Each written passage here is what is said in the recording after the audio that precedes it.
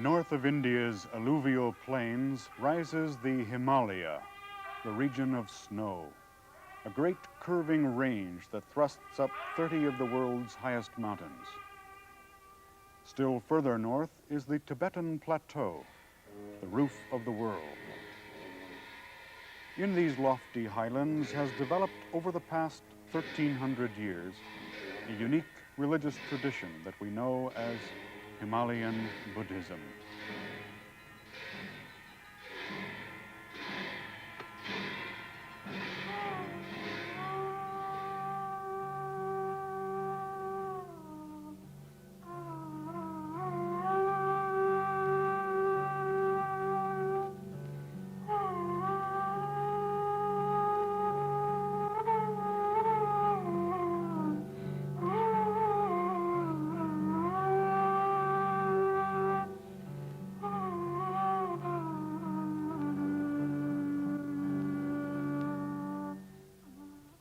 The Himalayan region today is a region where giant nations converge, China, the Soviet Union, India, and where tiny nations struggle to survive modern political power struggles, nations like Nepal, Bhutan, Sikkim. Today we are going to try to understand, as we look at this region, another kind of convergence, a convergence of religious traditions that took place more than a millennium ago. With me today is my University of Wisconsin colleague, Professor Stephen Beyer, a specialist in Buddhist studies and one who has engaged extensively in the study of the Tibetan Buddhist tradition. I'm delighted to have you here today.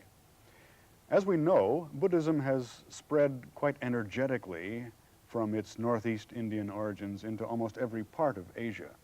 And now when we look to the Tibetan Buddhist traditions, what can we say would be the channels of transmission and some of the transmitting agencies themselves? I think, David, we have to look at it from two sides. First of all, the kinds of institutions that were flourishing in India at the time and the kinds of ecological niches that were available in Tibetan society to receive and transform these institutions. On the Indian side, I think we need first look at the great monastic universities that had sprung up during the Gupta dynasty. These were very important. These were a new type of developing Buddhism where what had once been profound doctrinal differences had all been subsumed under a single comprehensive rubric of a curriculum where all things had become ordered hierarchically and where the personal ideal was one of vast breadth of scholarship and great subtlety in argumentation and ability to know where each doctrinal point fit in.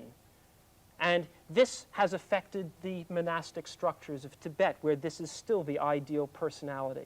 Even the monastic robes in Tibet are modeled on the robes of the Bengali university. But this ideal was not itself unchallenged in India. Outside the university walls were crazy, long-haired wanderers who sought a bliss within their own body, who sought an enlightenment they called the whore because she opened herself to all who sought her. We have the story of, for example, the scholar Naropa, who cast off his academic robes and went wandering upon the road to seek his own half-clad and crazy guru Tilopa. And so we find this interaction where the Indian yogic type becomes in Tibet a model for the renunciant, and it becomes a niche in the monastic community for both descent and individuality. And then when we look to the institutions in the Tibetan side, what do we find there? I think two institutions were of major importance. The first was the sacral kingship, and the second was the native Tibetan shamanist tradition. The first, the sacral kingship, devolved upon the central figure in the Yarlung dynasty, which was a dynasty of kings who held together a loose confederacy of warring and bickering tribes in central Tibet. And he did this by a religious charisma that clung to him by virtue of his political office.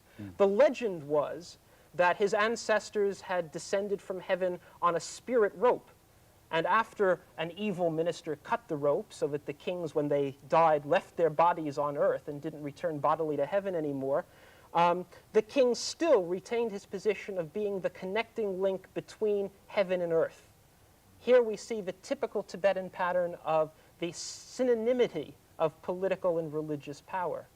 It was in 754 AD that Buddhism entered the power struggle between the center and the tribes of the confederacy, when the king himself embraced what had once been the religion of foreign queens, when Tibetans became Buddhist monks for the first time and Indian scholars were invited and were greeted by the native Tibetan deities of thunder and hailstorm. So the king called the great Indian magician Padmasambhava to come defeat the native deities and establish Buddhism in Tibet. The sacral kingship was finally destroyed in 836 AD when the court was torn completely apart by fresh assassinations and usurpations, centering upon this new confrontation with imported Buddhist institutions. But the powerful families themselves had learned a lesson. And as they gained control of the Buddhist monasteries, the monasteries themselves picked up the fragmented mantle of the sacral kingship. And the shamanist tradition would... Well, the shamanist tradition centered upon the figure of the Pön, derived from a verb meaning he who calls. Even today, this has left its influence be felt, for it was the Pön shaman who called the gods. It was the black hat dancer who even today we see dancing his dance and dealing with any possibly malevolent spiritual forces, wearing a costume derived from his shamanist forebears. Even today, the Buddhist Lama will dance bearing in one hand a magic dagger to pinion and destroy the demons whom he has summoned with a trumpet that has been made out of a human thigh bone. Even today, we see dancers wearing the masks of fierce local deities, adorned with bones, wearing human skins, fierce masks, and receiving the golden libations of tea and barley and wheat. We see dancers wearing the costumes of an Indian spirit that frequents the graveyards, ringing his bell to summon the spirits, wearing the five-leaved crown of Buddhahood and his drum, traditionally made of two halves of a human skull. Even today, we see theriomorphic, animal-headed deities dancing their dances of compassion and of death. And we see the production of thread crosses based on ancient Asian paleo-shamanic concepts of the soul as a fly that can be caught in the complex cobweb weaves of the thread cross, sometimes 11 feet tall, sometimes associated with ransom offerings, scapegoats made of barley and butter and painted with colored butter, offered up to the demons as a ransom, as a substitute for their intended victims. Even today, we see fragrant evergreen boughs being burned and their smoke offered up to the deities of the mountains. I think what's most important here is to realize that this shamanist tradition has changed what was in India a merit relationship between a renunciant and a patron into a professional-client relationship between a professional technician of the sacred and a client who pays for his services, where the monasteries have become, in effect, pools of ritual talent. Right. And I see among your artifacts here you have the mask that was on the dancer. Yes, this is the same mask. And there are a whole variety of masks, as a matter of fact. An interesting feature of the Tibetan mask is that, as in the Indic tradition, the eyes are painted in. The eyes are, in fact, the life of the image, so that the dancer, in order to see, must look out through the open spaces of the mouth. One can appreciate the complexity of these expressions, the indigenous Tibetan tradition, no less than the sophisticated Indian Buddhist importation.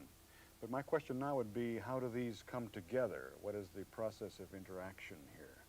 Well, actually, it's a fairly complicated process. There are generally held to be four major Tibetan sects. But even so, the greatest masters have always been those who have accumulated the traditions of as many sects as possible. But still, this is a way of putting together the historical interactions that took place in Tibet.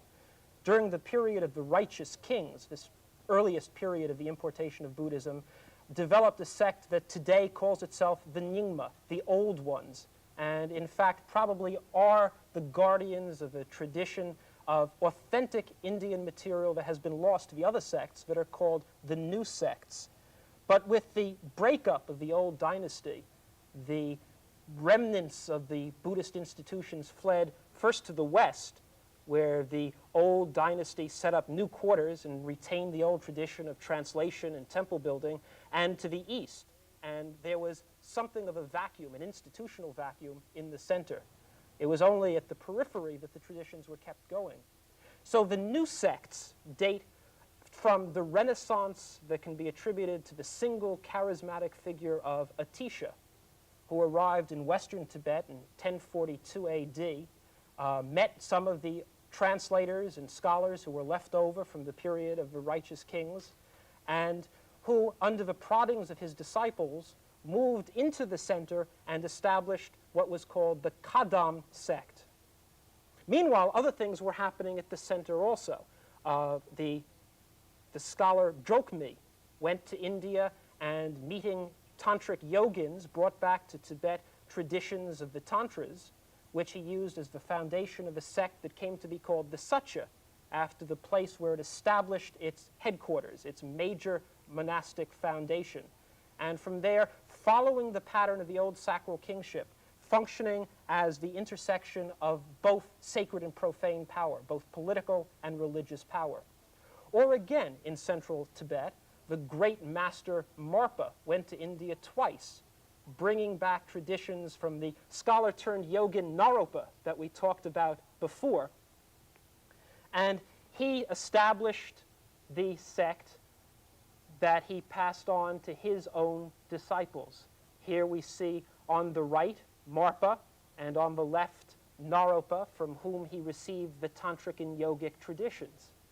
Marpa then passed on the traditions to his own favorite disciple Milarepa, one of the great poet saints of Tibet, but who showed absolutely no interest in the exercise of temporal power, and who wanted to stay only in the snow-clad mountains that he loved so much. So it was his disciple, named Gampopa, to whom the tradition was passed, and who became the center of a radiating nexus of power that established sometimes vast kingdoms scattered over Tibet. And this was the tradition that was known as the Karjut. So that we have two new sects arising from the Renaissance of Atisha, both of them establishing themselves in landed fiefdoms, and both of them bearing the fragmented mantle of the old sacral kingship. But again, there was one more new sect to appear on the scene, and this was founded by the monk Tsongkhapa, a reformer and something of a fundamentalist who wanted to purge the practices of his time from everything for which he could not find a specific Indian warrant. And so he founded three very important monasteries in the old capital city of Lhasa, and these became the Gelug sect. Now, although in the old landed families, abbotship of the monastery was passed down either from father to son or from uncle to nephew, Tsongkhapa opposed the passage from father to son. He established strict celibacy in his monastery on the Indian model. But even then, the first head of the Gelug sect was his own nephew. So he established even then the familial pattern that was so much a part of the Tibetan scene. Now, you haven't mentioned anything of what, to me, is one of the most arresting features of Tibetan Buddhism, and that is reincarnation. Well, this was a development out of the political situation in the 15th and the 16th centuries, where, in fact, the landed families who passed down this property had increased their prestige by tracing themselves occasionally as incarnations of the great celestial bodhisattvas. But the monasteries themselves, as they grew autonomous, were able to use this device as a way of separating themselves from families whose power might be waning. In other words, they could choose their abbots from families using this device of reincarnation. The Gelugpas, for example, would, over a period of time, once the Mongols had become the overlords of Asia, find their heads, the Dalai Lama, in the families of rich Mongols. Right. But here again, this was not only a political device, I think most importantly, it was an achievement for both cultural continuity and for innovation within the tradition, because it vested the voices of the past in the actualities of the present.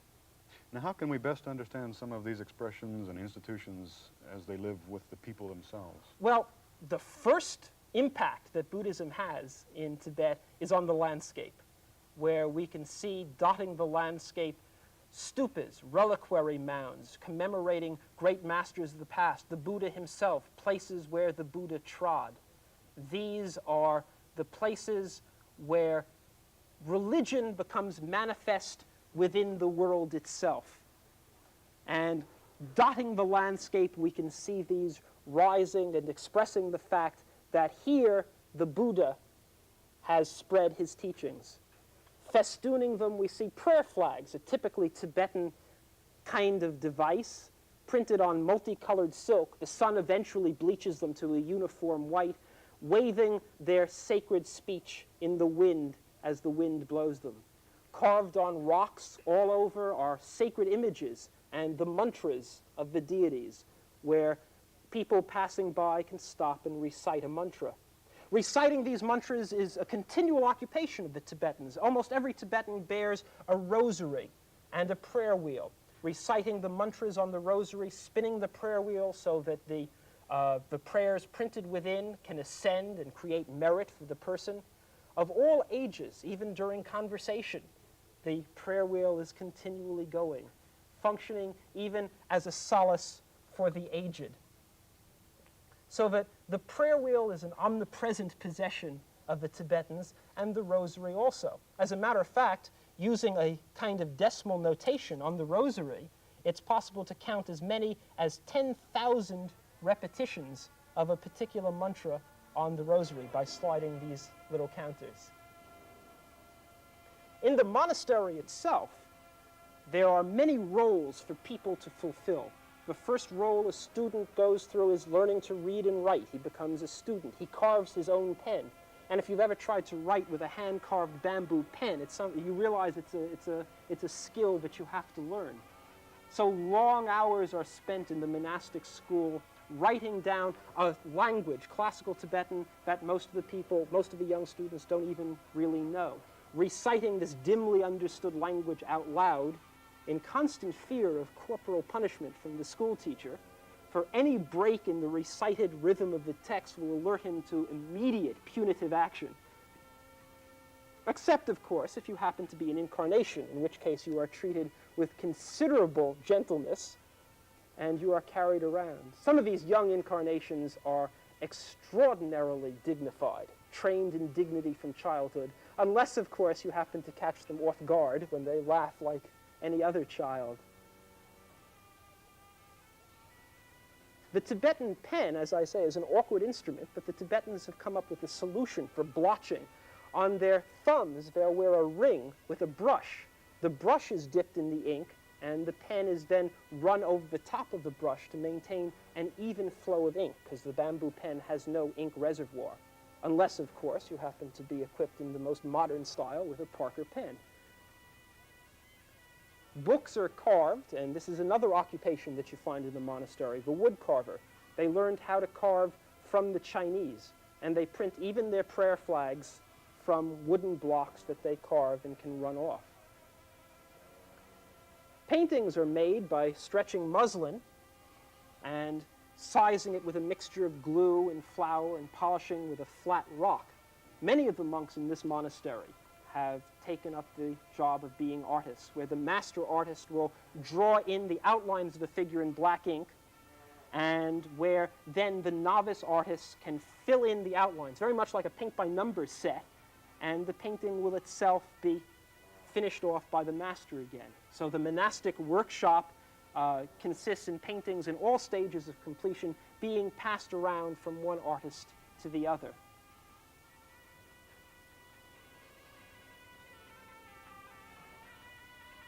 A favorite occupation is being cook, because aside from cooking 3 meals a day in the teeth of the rituals, a student who has a job of being cook can spend much time sitting by a warm fire reading his books.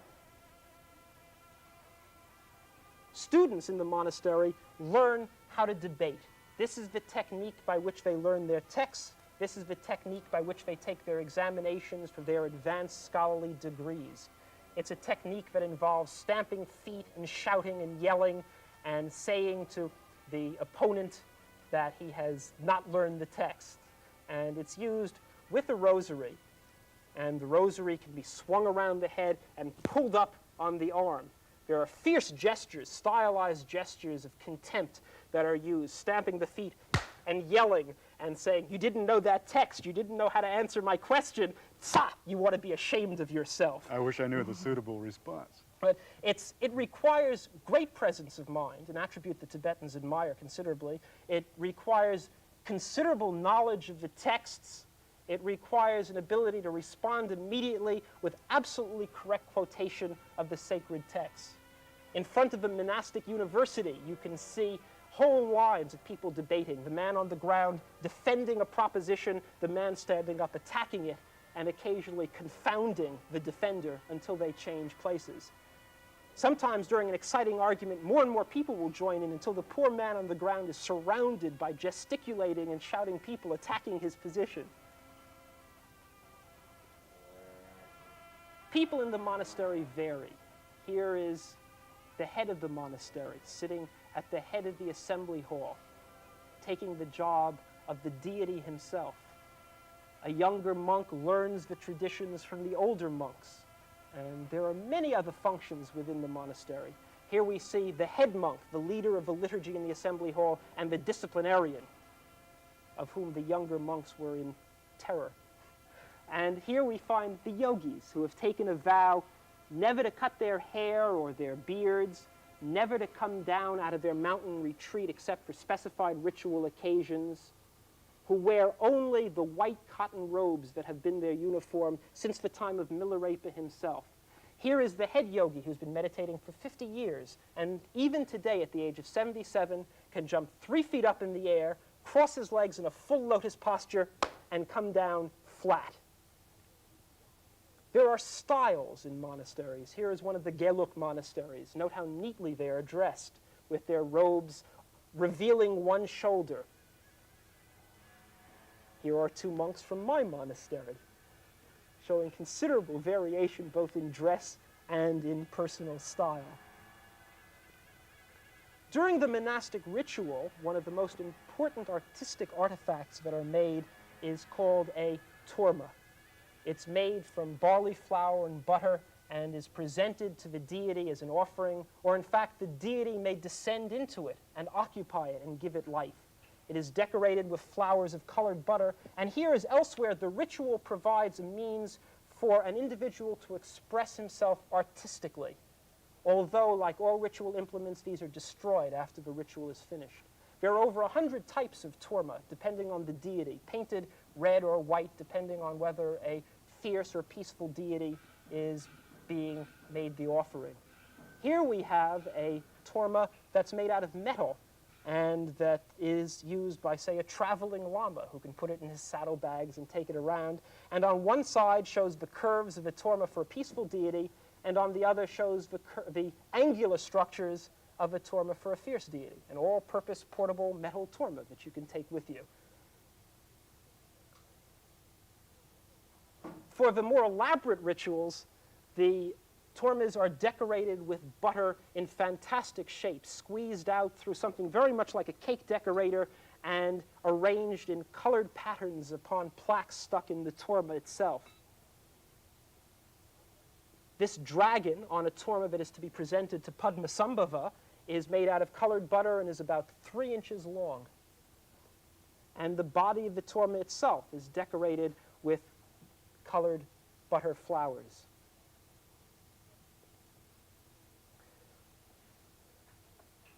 One of the ritual implements that is made that is very important in the course of the ritual is the mandala, which is laid out with straight edge and with a compass, straight edge being here a chalked string, And on this foundation, simply colored powder is laid out through a funnel that leaves a fine trail of powder by running a knife blade along a serrated edge. And you can see here how the mandala is basically a diagrammatic representation of the divine mansion in which the deity will descend to receive the homage of the ritual.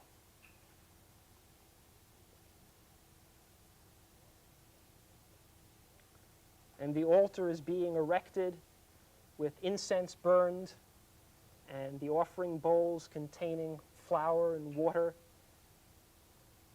flowers being set up, butter lamps laid out and filled.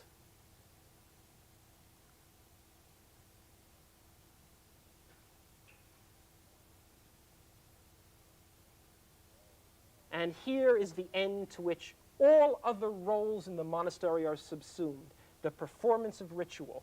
The monastery is a professional pool of ritual talent for the benefit and protection of all sentient beings. It is to this end that all other aspects of the monastery function. We see the monks drinking tea during the ritual, and we see them manipulating two of the most important of their ritual implements, the bell and the vajra, or dorje in Sanskrit, which is both a weapon for expelling the hindering deities who might impede the progress of the ritual and is itself a symbol of the unchanging and adamantine nature of ultimate reality. Two, just to finish up and give you an idea of where some of that music has been coming from that we've been hearing, these are the symbols upon which the leader, the head monk, plays a complicated liturgy.